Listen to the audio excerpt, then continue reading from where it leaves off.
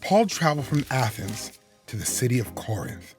There, he met a Jewish man named Aquila and his wife Priscilla. They were tent makers, as was Paul. So Paul stayed with them and worked with them. On the Sabbath days, Paul went to the synagogue to talk to the Jews and Greeks. He tried to persuade them to believe in Jesus. Some of the people believed, and the church grew in Corinth. Paul traveled with his friends Aquila and Priscilla from Corinth to Ephesus.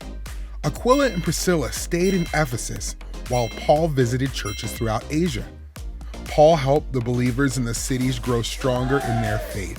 While Paul was traveling, a Jew named Apollos came to Ephesus. Apollos knew the scriptures well. Apollos liked to tell people about Jesus, and what he taught was true. But he did not understand everything about Jesus, so Priscilla and Aquila took him to their home and explained more to him.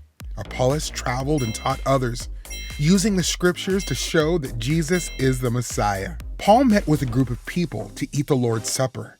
He talked to the group until midnight. As Paul spoke, a young man named Eutychus was sitting in the window. He listened to Paul talking and became very sleepy. When he fell asleep, he fell out the window, 3 stories down to the ground. Eutychus was dead, but Paul went to his side and put his arms around him. And Eutychus came back to life. Paul continued talking until the morning. Then the believers took Eutychus home, and they were greatly comforted. Now Paul traveled back towards Ephesus. He decided not to stop in Ephesus, but he asked the leaders of the church there to meet him in a nearby city. Paul said to them, "I am obeying the Spirit and am going to sail to Jerusalem.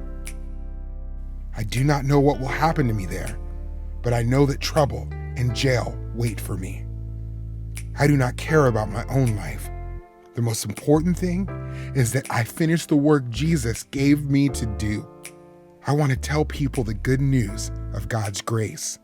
Paul and the church leaders prayed together, and they cried because they knew they might never see Paul again.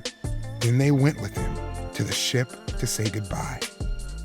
As Paul traveled on his 3rd missionary journey, he used every opportunity to tell people the good news about Jesus and to help the church. Paul was dedicated to Jesus, who called him to do the work of sharing the gospel.